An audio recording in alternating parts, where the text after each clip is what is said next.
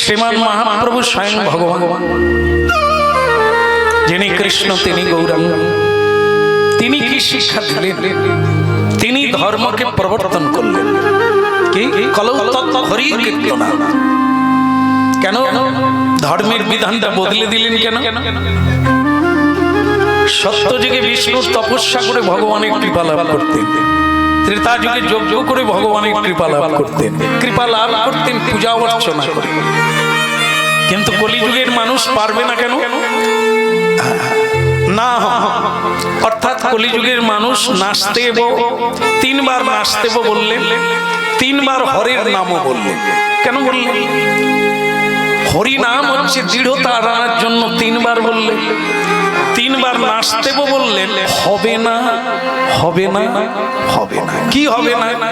যাগ হবে না, যজ্ঞ হবে না, পূজা হবে না, অর্চন করলেও হবে না। তাহলে কিসে হবে না? কলৌ তত্ত্ব হরি সংকীর্তনা। কলিযুগের মানুষ কেবল হরি নামে তারাই তাদের জীবনকে পরিবর্তন করে ভগবত লোকে যেতে পারে, অন্য কোনো ভাবে যেতে পারবে না। এটি স্বয়ং ভগবান ব্যক্ত করলেন। এখন কলিকালের মানুষ বলছে কেন পারবো না? আমরা তো পূজা করতে পারি, তপস্যা করতে পারি। বল না, কোনোটাই তোমাদের দ্বারা হবে না। কেন না? ভেত নারী। বলো রাধে রাধে। দেখবে ঘন্টা খানেক যদি কোথাও ভাগবতের কথা হয়, 1 ঘন্টা মানুষ বসে না। মানে কিছু কিছু মানুষ, সবার কথা নয়, যেমন আপনারা বসেছেন, কিছু কিছু মানুষ বসে না। কেন? বলে বাবা অতক্ষণ বসতে, পা মুড়ে বসতে, এরা তপস্যা করবে 1000 বছর বসে। তাহলে নাচতেব কথাটা কাদের জন্য বলছেন? আমাদেরই জন্য। তারপরে আবার যদিও আমরা কিছুক্ষণ বসি, খালি ঘাড় তুলে দেখবো দিদি আসার কথা ছিল, এদিকে তার ভাগবত স্রোত বয়ে যাচ্ছে, কি কথা হলো আর ওই জায়গাটায় শোনা হলো না, কেটে ছেটে তারপর শান্তি হলো, দিদি এসেছে, পিছনে বসেছে, তখন গিয়ে মন শান্ত হলো। এদিকে তখন অনেকটা মালা কেটে গেল। কথা হচ্ছে মালা, কথা মালা। কেন? যে কথাগুলো শুনবো সেটা দিয়ে একটা মালা গাঁথতে হবে, সেই মালাটা গলায় পরতে হবে, সব সময় দেখতে হবে মালার যেমন কোথাও কাটা নাই, আছে কি?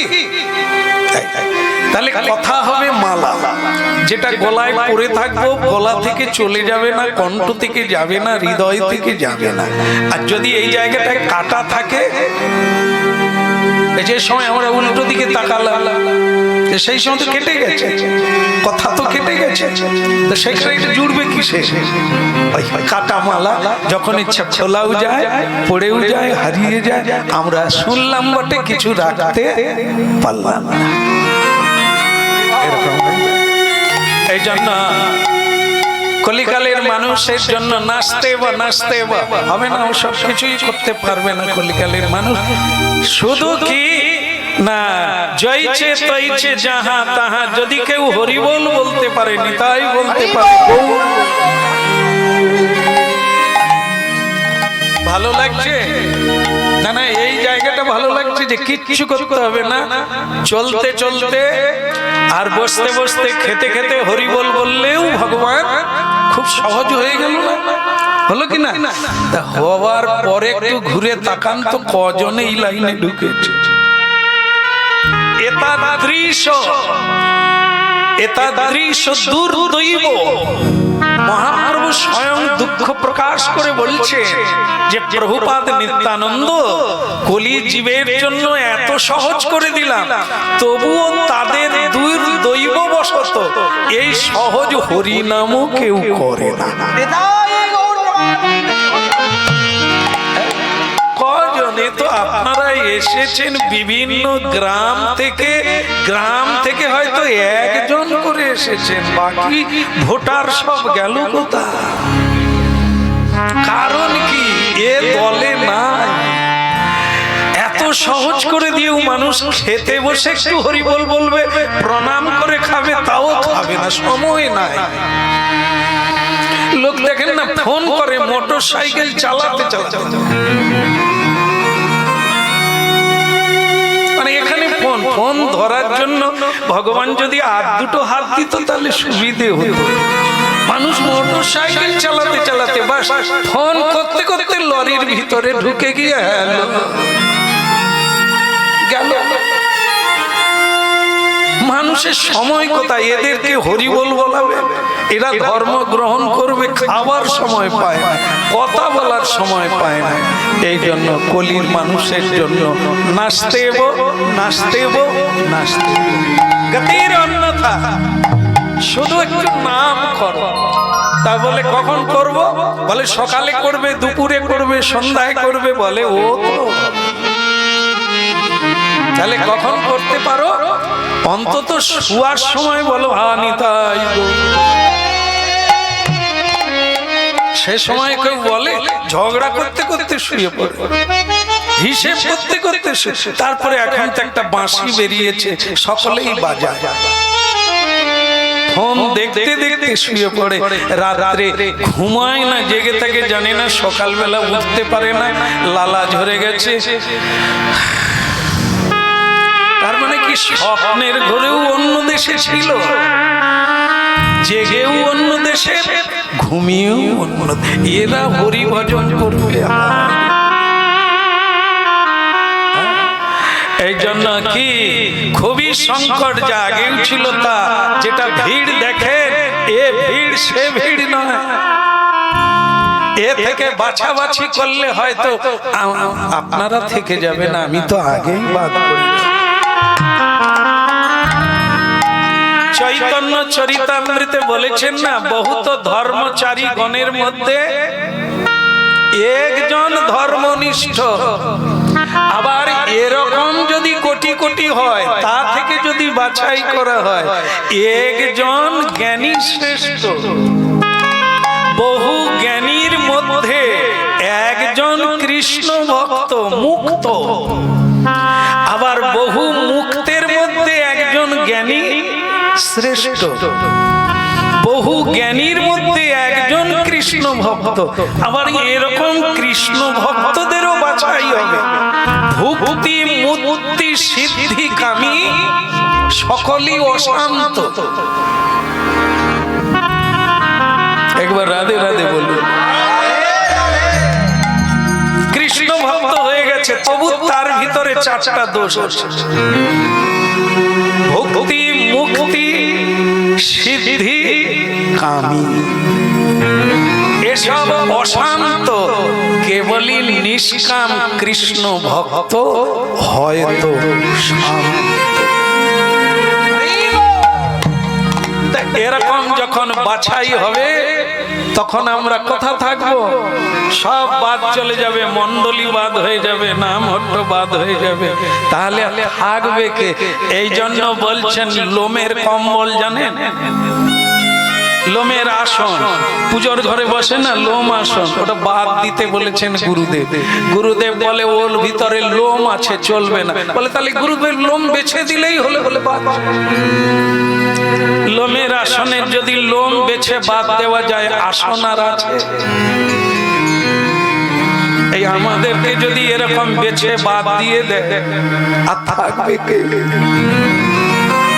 প্রদীপ প্রভুর বাড়িতে আজকে হরি কথা হবে, গাইবে কে? ওই তখন লোম নিয়েই চালাতে হবে। বলো রাধে শ্যাম কি। তাহলে আমাদের কি কোনো উপায় নাই? হ্যাঁ উপায় আছে। নৌকা ডুবে যায়, লঞ্চ ডুবে যায়, জাহাজ ডুবে যায়, যায় না? যায় না? গান নাড়েন কেন? জাহাজ ডুবে না? আপনি জানলেন কি করে? টাইটানিক জাহাজ ডুবে গেল না? তাহলে কত জাহাজ ডুবে যাচ্ছে খবর রাখবেন। কিন্তু শলা কি ডুবে? আপনারা পেয়ে গেছে, শলা ডোবে না, তাই না? না গো মা, শলাও ডোবে। ফেলে রাখেন, পচে পচে খসে যাবে। ও তাহলে কি আমাদের তেমনি এমনি পড়ে থাকতে থাকতে হবে, লেগে থাকতে হবে। যদি পচে পচে একটু করে দোষ খসে যায়, বহু জন্ম জন্মান্তর যদি গুরু চরণ ধরে পড়ে থাকা যায়, নাম ধরে থাকা যায়, জন্ম জন্মান্তরে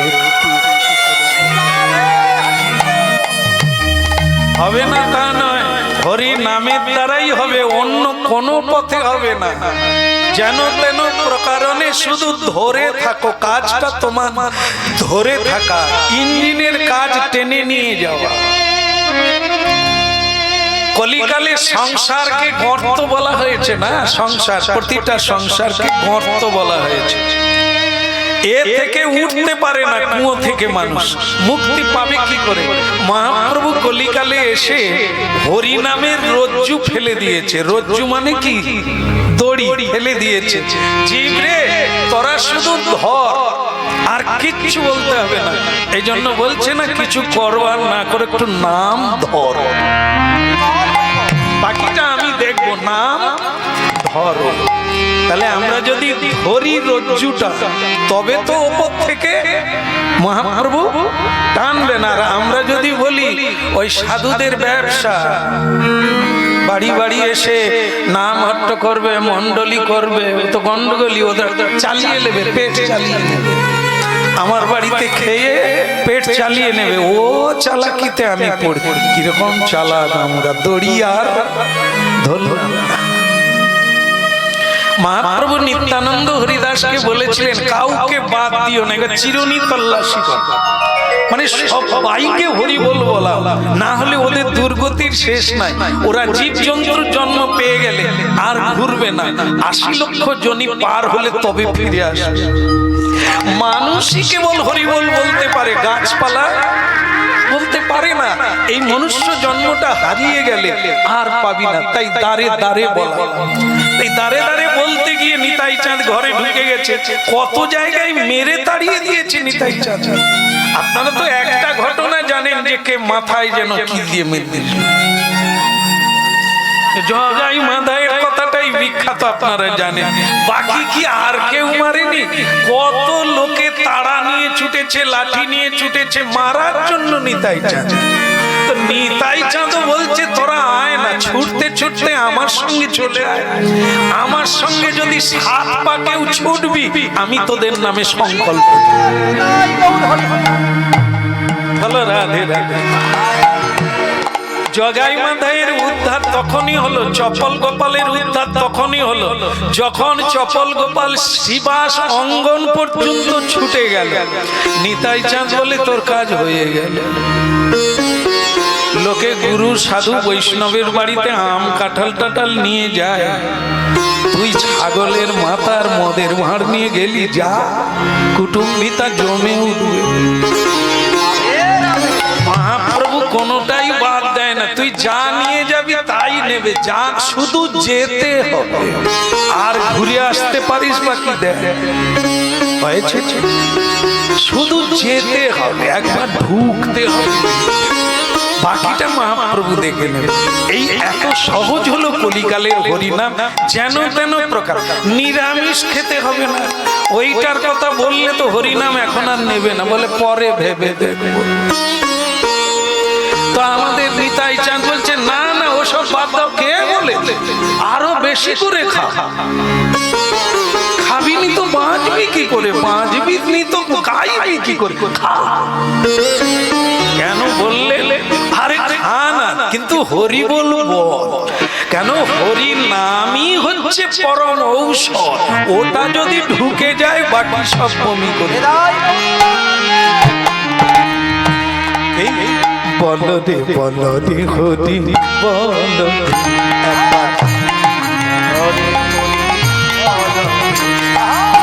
হরি বলো রে, হরি বলো রে, হরি বলো রে, হরি বলো রে, হরি বলো রে।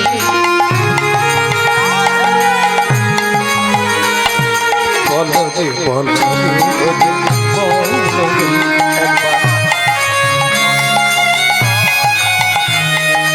হরি বলো, হরি বলো, হরি বলো ভাই রে।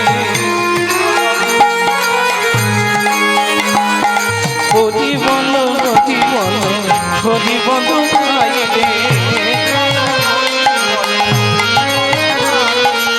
নাম বিনা কলিকালে আর গতি নাই রে হরি নাম বিনা কলিকালে আর গতি নাই রে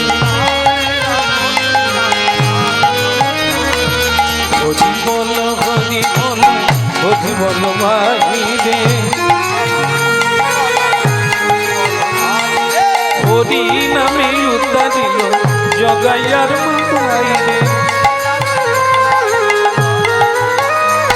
এই হরি নামে উদ্ধারিল জগাইয়ার মাথায় রে জগাইয়ার মাথায় রে জগাইয়ার মাথায় রে হরি নামে উদ্ধারিল জগাইয়ার মাথায় Krishna, Hare Krishna, Krishna Krishna, Hare Ram, Hare Ram, Hare Ram, Ram Ram, Hare Ram.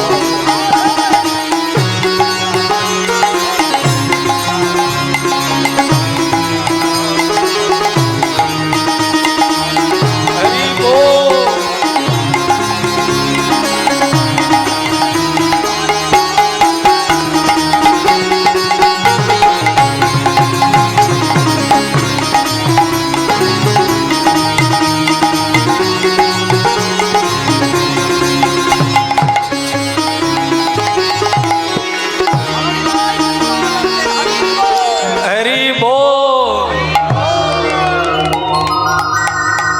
Shrimad ভাগবত কথা শুরুটা শুনে ভাগবত অনুশীলনকারী মহাপ্রভু দুইজন ভাগবতের সঙ্গে কলিকালের মানুষকে যোগাযোগ করে দিয়েছে।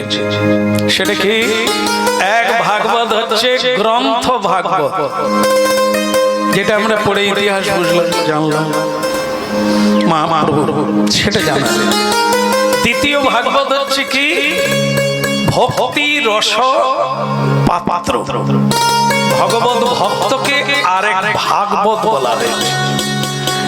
শ্রীমদ্ ভাগবতে বলা হয়েছে কৌমার আচরে ধর্মান ভাগবতানিহ দুর্লভং মনুষ্য জন্মং তদপদ্রূপমর্মদম।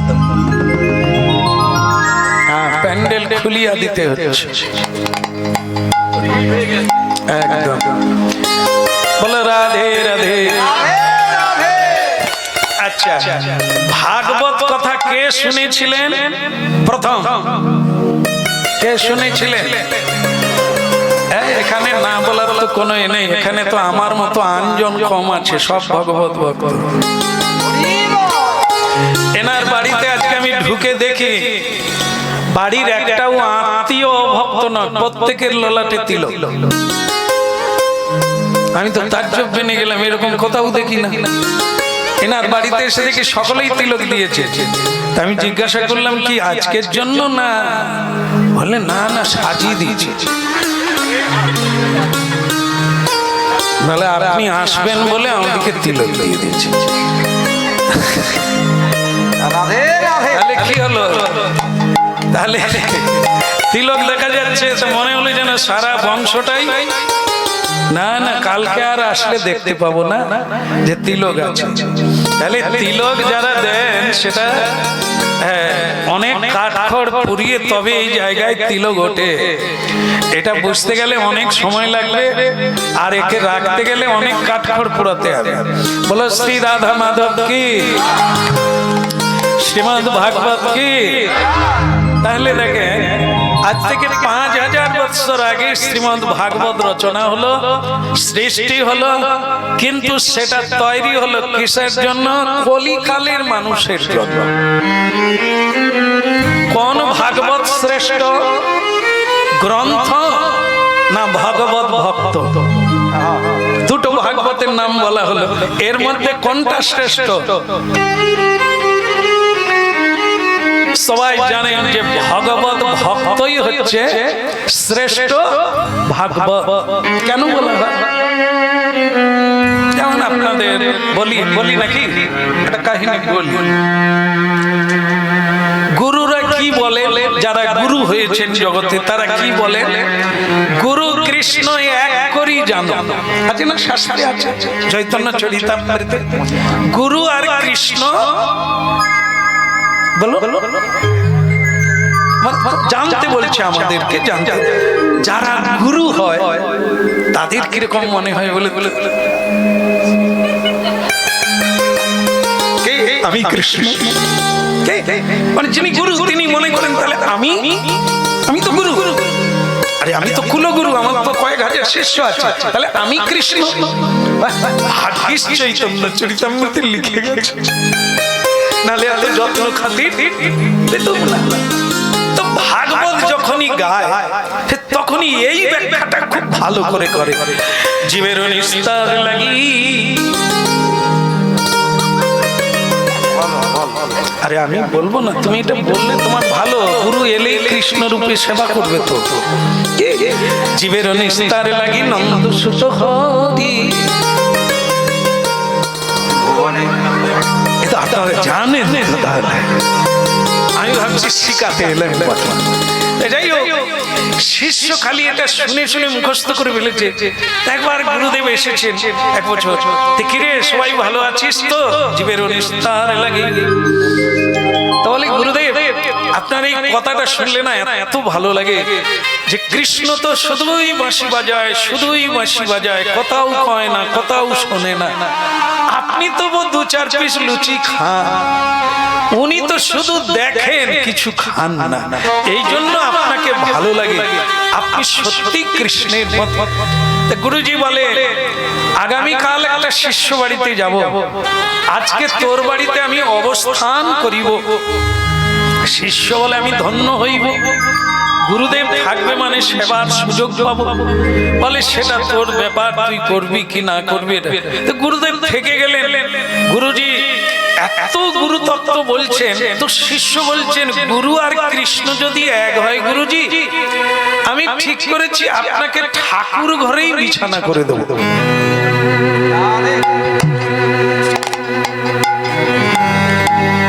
কেন কেন কেন? ওই যে গুরু কৃষ্ণ, তাহলে আমার মন্দিরে যদি কৃষ্ণ থাকে আপনিও কৃষ্ণ, এক বিছানা। কিন্তু কৃষ্ণের বিছানা তো আমাদের মন্দিরে জানা আছে, সে তো এই জন্মের সময় যা ছোট হয়ে এসেছে আর বাড়েনি। আমাদের মন্দিরের কৃষ্ণের জন্য ছোট বিছানা, আমাদের বৌমার জন্য বড় খাট। বলো রাধে রাধে। যাই হোক, আমাদের যেমন ধারণা তেমন কাজ। তো সেই জন্য কৃষ্ণ আর গুরু এক। শিষ্য বিছানা করে দিয়েছে গুরুদেবকে মন্দিরের মধ্যে, মন্দিরের তলায় আর কি, ও তো সিংহাসনে কুলোবে না, তো তাই নিচে বিছানা করে দিয়েছে। শিষ্য ছুটে এসে বলছেন গুরুদেব এখানে খুব ডেঙ্গুর প্রকোপ আছে, মানে মশা, তো আপনি একটু অপেক্ষা করুন, আমি মশারিটা টাঙিয়ে দিলে আপনি শুয়ে পড়বেন। কি ভাবিস রে, এতদিন কৃষ্ণকে মশারি টাঙিয়েছিস? আমারও লাগবে কেন, মশারি লাগবে। তো তারা তখন চিন্তা করলো গুরু কৃষ্ণ এক, মশা কামড়াবার আগে উঠে পড়বে উপর দিকে, তো তখন মশারি টাঙানোর দরকার নেই। তবে মশারিটা নিয়ে যায় না, রেখে দিয়েছে গুরুদেবের বিছানার পাশে। তো গুরুদেব বলে যা তোরা যা, আমি দরজা লাগাবো। তা গুরুদেব মন্দিরে খিল লাগিয়ে দিলেন, দিয়ে গুরুদেব বিছানায় শুয়ে পড়লেন মন্দিরে। হ্যাঁ, কি আশ্চর্য, গুরু মন্দিরে শুয়ে পড়লেন। কিন্তু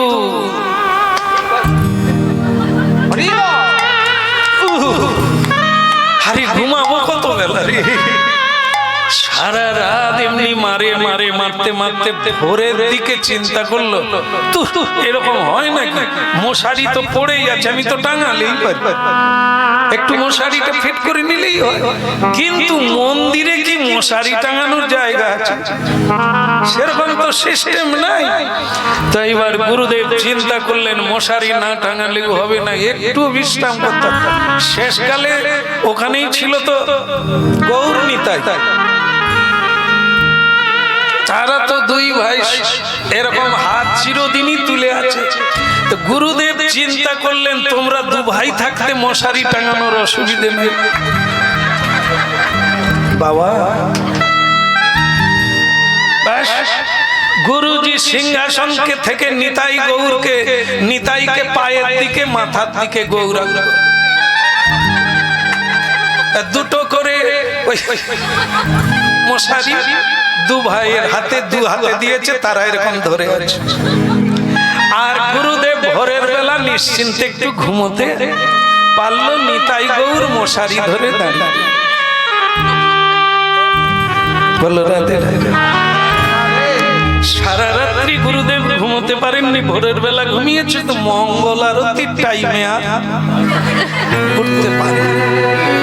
এদিকে শিষ্য শাবক সব ফুল টুল রেডি করে দরজা না খোলা পর্যন্ত কিছু করতে পারে না। সবাই লোকজন জড়ো হয়ে যাচ্ছে, কিরে তোদের গুরুজির দর্শনে এলাম, নাহলে গুরুজি তো মন্দিরে আছে, মঙ্গল আরতি হচ্ছে না, ওনার দর্শনও হচ্ছে না, কি যে হচ্ছে ভেতরে কিছুই বুঝছে।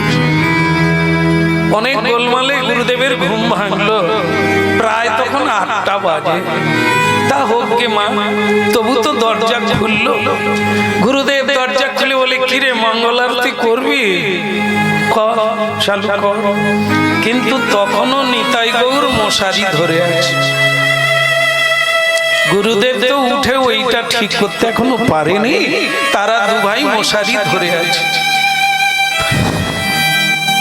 শিষ্য শাবক গুরুজি পাড়ার লোক গ্রামের লোক দেখে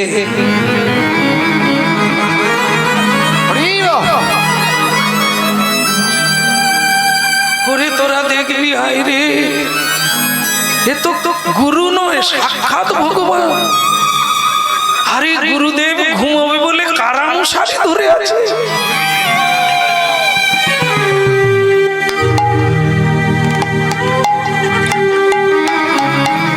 যারা যারা দেখলো ধূপ ধাপ করে গুরুদেবের চরণে পড়ে গিয়ে বলছেন আপনি মানুষ নন, এখন তো দেখছি ভগবানের চেয়েও আপনি বড়, ভগবান আপনার সেবা করছে, তার মানে আপনি কে? যারা যারা দীক্ষা নিতে বাকি ছিল কেউ আর বাকি রইল না। বলি এ গুরু বারবার পাবো না, যাদের জন্য গৌর নিতাই মশারি ধরে আছে। গুরুদেব দেখলো তাহলে তো কাজটা খারাপ হয়নি। আমি মশার জ্বালায় বিগ্রহ নামিয়ে টাঙিয়ে দিয়েছিল, কিন্তু সেটা যে এত বড় কাজ হয়ে যাবে। গুরুদেবের পূজা বেড়ে গেল, শ্রদ্ধা বেড়ে গেল। গুরুদেব জানে এটা কার লীলা। কিন্তু এই যে আমরা কি দেখলাম, মশারি টাঙানো দেখলাম, এটা কি লীলা? এ তো লীলা নয়, মানুষের অপকীর্তি। উনি গুরু হওয়ার অযোগ্য। প্রথমত চৈতন্য চরিতামৃতে কি ভুল বলিয়াছে? না, যথাযোগ্য সত্য বলিয়াছেন কবিরাজ গোস্বামী।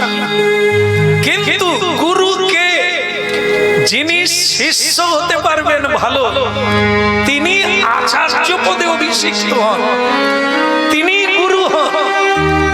কিন্তু গুরু কোনদিন কৃষ্ণ হয় না।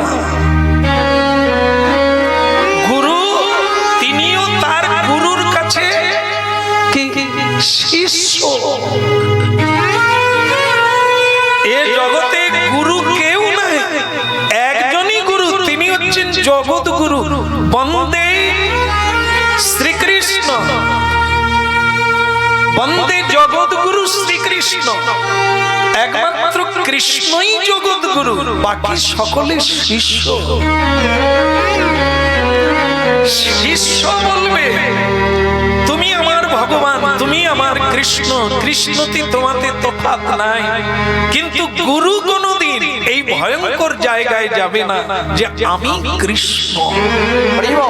তিনি জানেন আমি চৈতন্যের দাসের অনুদাস।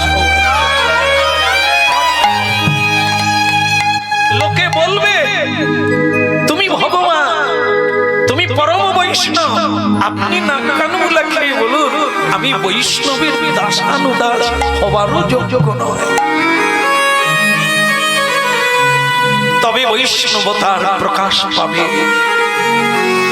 কারণ আপনিও সেবক, গুরুও সেবক, তার সেবকও সেবক। গুরুদেব শিক্ষা দেবেন শ্রীকৃষ্ণ সেবা, নিজে কৃষ্ণ হয়ে সেবা নেবেন না।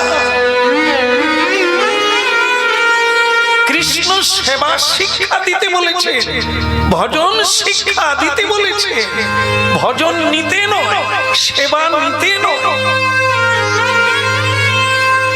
তাই প্রথমত দোষ তার মন্দিরে শয়ন করা। ভগবত মন্দিরে কোনদিন দাস শয়ন করে না। রাধা গোবিন্দের মন্দিরে, যুগল বিগ্রহের মন্দিরে অষ্ট সখী পর্যন্ত প্রবেশ করে না। সেখানে কেবল মঞ্জরীগণ প্রবেশ করে ভগবান রাধা মাধবের শয়ন দেওয়ার। এই জন্য ধর্ম সংকট বড় ভয়ঙ্কর। সাধারণ মানুষ আমরা মশারি টাঙানো দেখে গুরুকে কৃষ্ণ ভাবতে শুরু করে দিলাম যে ভগবান মশারি, যিনি এটি করলে তার নরকেও জায়গা হবে না। ভগবানের সেবক হতে এসেছি, ভগবানকে সেবক রূপে দাঁড় করিয়ে দিয়ে আমি ভগবান হয়ে সেবা গ্রহণ করব, এটা নরকেও জায়গা।